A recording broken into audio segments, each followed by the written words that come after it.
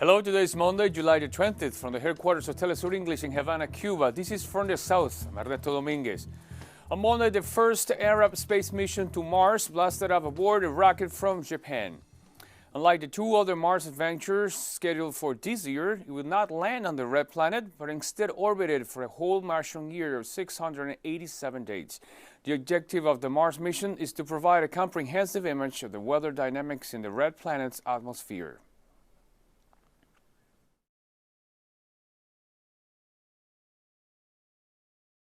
I am in a disbelief at this point. I mean, to us, like back in 2015 when we first started this, it was all on paper. And as we progressed, we were seeing parts, so it was becoming more real. And I think as of today, seeing it on the launch pad, it's hard to believe that this is something we designed and worked on. Meanwhile, from the Emirati city of Dubai, the UAE's government showed its support to its country's space program. Dubai's Burj Khalifa, the world's tallest skyscraper, lit up hours before liftoff with a symbolic 10-second countdown in anticipation of the launch.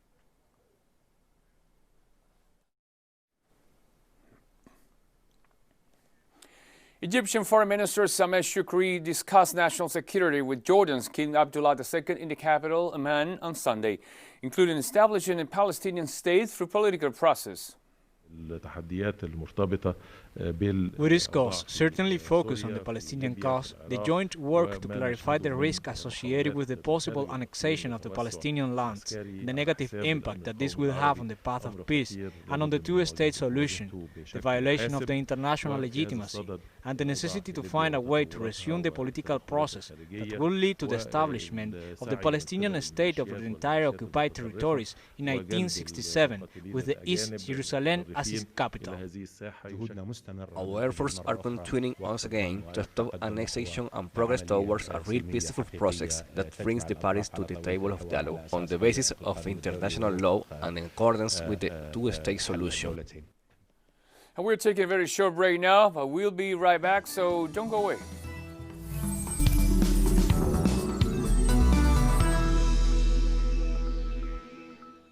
Welcome back to From the South. Ecuador's National Electoral Council suspended the participation of 4 political organizations for the upcoming 2021 presidential elections.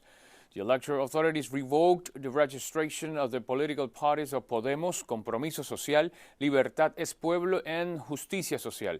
The members of the parties rejected the measure promoted by the General Controller of the state. The electoral body granted a period of 10 days to present evidence of charge and discharge.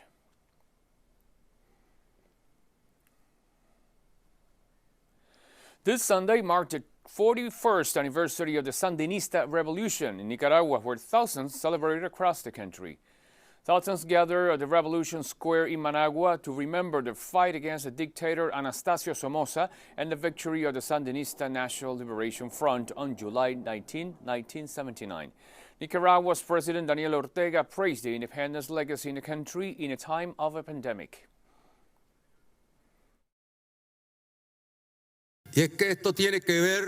We are celebrating this anniversary during a pandemic, which has affected all countries, and the most developed countries the most, because their economic model, which has been sold to us as perfect, but it's only perfect if it does not hurt the great capitalist powers.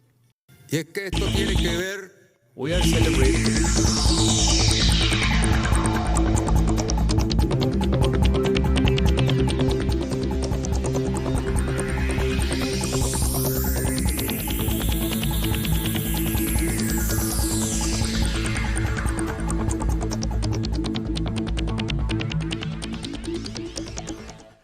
Venezuela has recorded more than 400 new cases of COVID-19 as the country battles to contain the viral respiratory disease.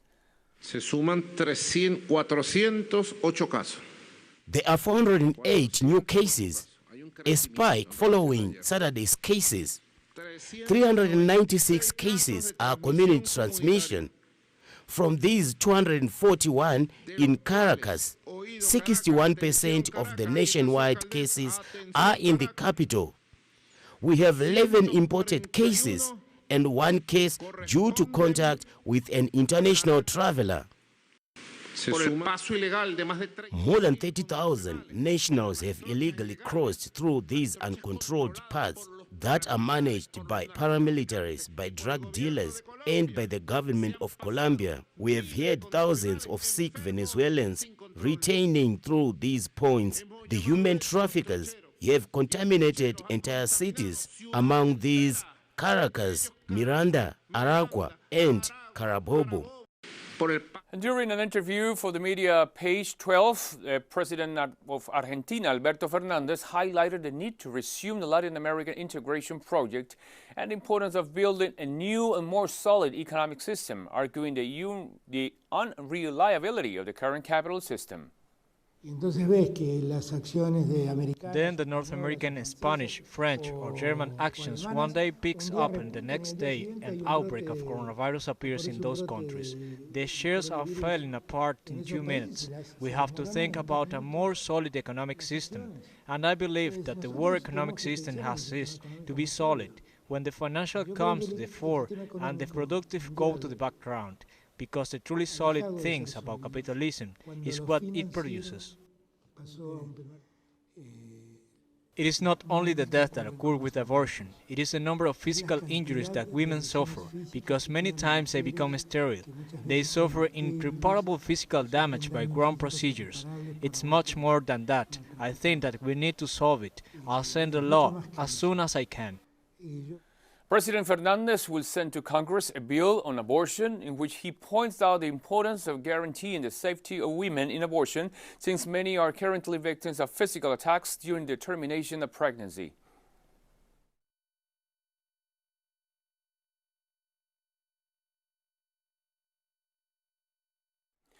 In the Cuban latest report of COVID-19 infections on Sunday, health authorities recorded no local transmission cases.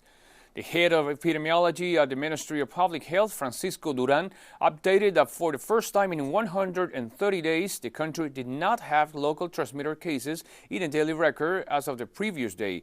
There were only one local case reported. The COVID-19 tally in the Caribbean islands stands at 2,500 with 87 deaths. The flattening of the curve comes along the complement of the preventative measures such as social distancing, which will remain mandatory in most circumstances.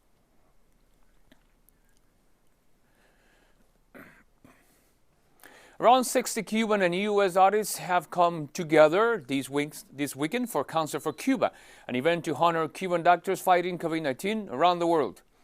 Performers, movie directors, dancers, and activists have also spoken out against the U.S. blockade.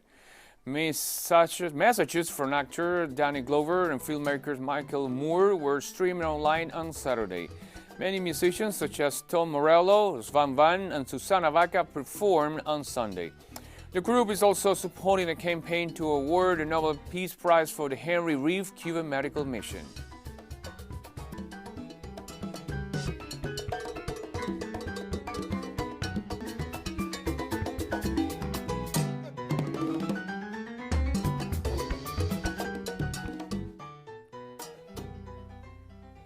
The Bahamas will re-implement a series of measures as the country's COVID-19 cases continue to rise, currently standing at 138 after 9 new positives were recorded in 24 hours.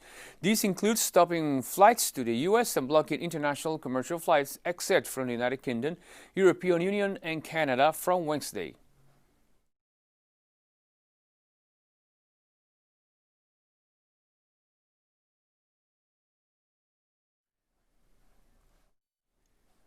In Colombia, 8 campesinos were killed on Saturday by a narco-paramilitary group. Colombia's Peasant Association of Catatumbo said the massacre occurred in the department of northern Santander. They urged the local ombudsman's office and authorities to launch an investigation into the incident. Hundreds of social, indigenous, and campesino leaders have been killed since Colombia's historic peace agreement was signed in 2016.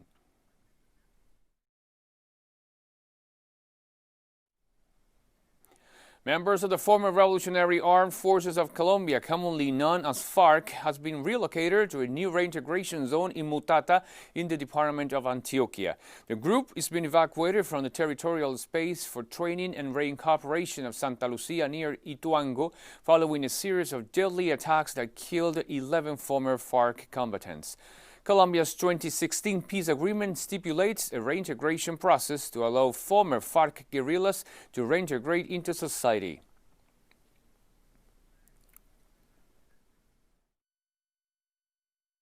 The president of El Salvador, Nayib Bukele, has ordered to have military planes and helicopters ready to combat locust plague that has been detected in several areas of the country. President Bukele has also deployed drones and soldiers to carry out fumigations on foot. Swarms of locusts have so far been detected in the departments of San Vicente, La Paz, and Aguachapan, but Bukele ordered surveillance to be extended to the entire border region. He also promised to allocate relief funds to farmers who lose their crops due to the plague of fumigation. If we do not become more aggressive in looking for locusts, and even if we control 100% of the plague in our territory, and a locust swarm comes from Guatemala or Honduras, we have to be ready to eliminate them on the first day. And that is only going to happen with helicopters and military planes. And the Chilean government has presented a 5-stage plan for the gradual reopening of the country, one of the most affected by the coronavirus pandemic. This plan, which will be a step-by-step, cautiously, prudently, following the recommendation of science, the World Health Organization, the Advisory Council, will be applied gradually and flexibly, always listening to the communities, and always carefully seeing the reality of each commune and region. The step-by-step plan follows 5 stages. First, quarantine, that many communes are observing today. Second, transition. Third, preparation. Fourth, initial opening. And fifth, advanced opening. And we have more stories coming up after this final short break, so stay with us for more. Welcome back to From the South. President Donald Trump is refusing to publicly commit to accept the results of the upcoming presidential elections, recalling a similar threat he made weeks before the 2016 vote as he scoffs at polls showing him lagging behind Democrat candidate Joe Biden. Trump says it's too early to make such an ironclad guarantee. Trump has seen his presidential popularity erode over his handling of the coronavirus pandemic and in the aftermath of nationwide protests centered on racial injustice that erupted after Floyd's death in Minneapolis nearly 2 months ago. Trump contends that a series of polls that shows his popularity eroding and Biden holding an advantage are faulty. He believes Republican voters are underrepresented in such surveys.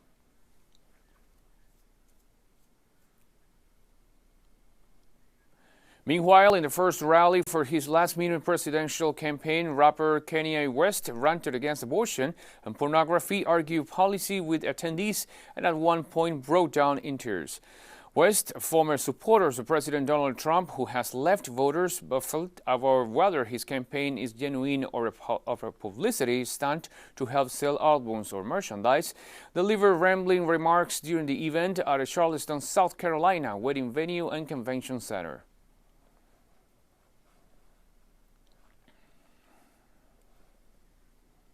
In an update of the United States COVID-19 tally on Sunday, the country has surpassed 140,000 deaths by the virus.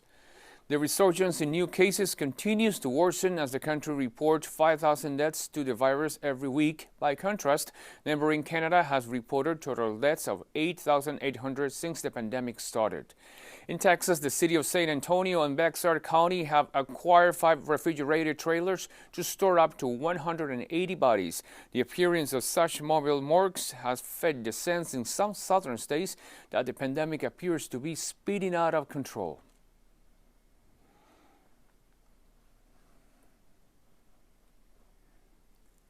European Union leaders have met in Brussels for the 3rd day of summit talks amid clash over the scale and rules of a huge coronavirus economic rescue package. For 2 days, the Netherlands and its allies have resisted the pleas of Germany and France, the bloc's most powerful members, to agree to a plan to assist the countries hardest hit by the pandemic.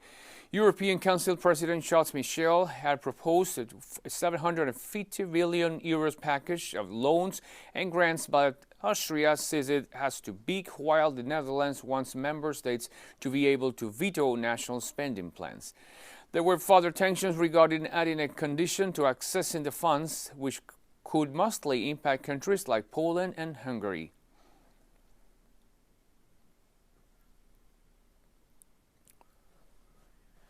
Germany's Chancellor Angela Merkel has warned that EU leaders may fail to reach an agreement on Sunday on a huge post-virus recovery plan for the shattered European economy. The clash is very hard. His position is very hard, very close, because he wants what he wants. His request to veto, therefore to ask for unanimity and to involve the Council during the operational phase, is from a legal point of view. From a political point of view, it's not very practicable, in concrete terms. Meanwhile, Italy's Prime Minister Giuseppe Conte has described the talks over Dutch Prime Minister Mark Rutte's demand for a veto rather than a coronavirus recovery deal as a very hard clash.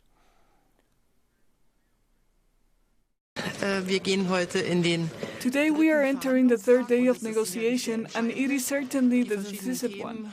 The various issues, the size of the fund, the type of control, and also the questions of the rule of law have now been well dealt with. I still can't say whether a solution will be found. There is a lot of goodwill, but there are also many positions, and so I will support them. But it may also be that no result will be achieved today. Spain's outstanding writer Juan Marseille has died at the age of 87. Marseille was one of the country's most respected novelists over the past few decades and was the winner of the 2008 Cervantes Prize, Spanish language's top literary award. His most important novel was Last Afternoons with Teresa, published in 1965, and chronicles the misadventure of a working-class adolescent who tried to win over a girl from the upscale side of Barcelona.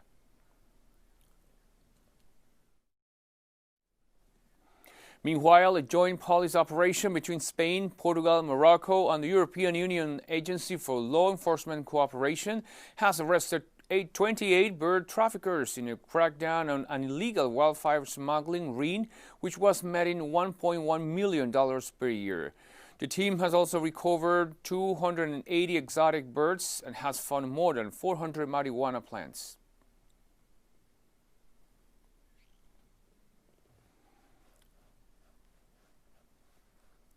And we've come to the end of this news brief. We want to share with you some images of the universe's largest ever 3D map unveiled this Monday by researchers Kyle Dawson of the University of Utah. But before leaving, remember, you can find these and many other informations in our website at telesur.english.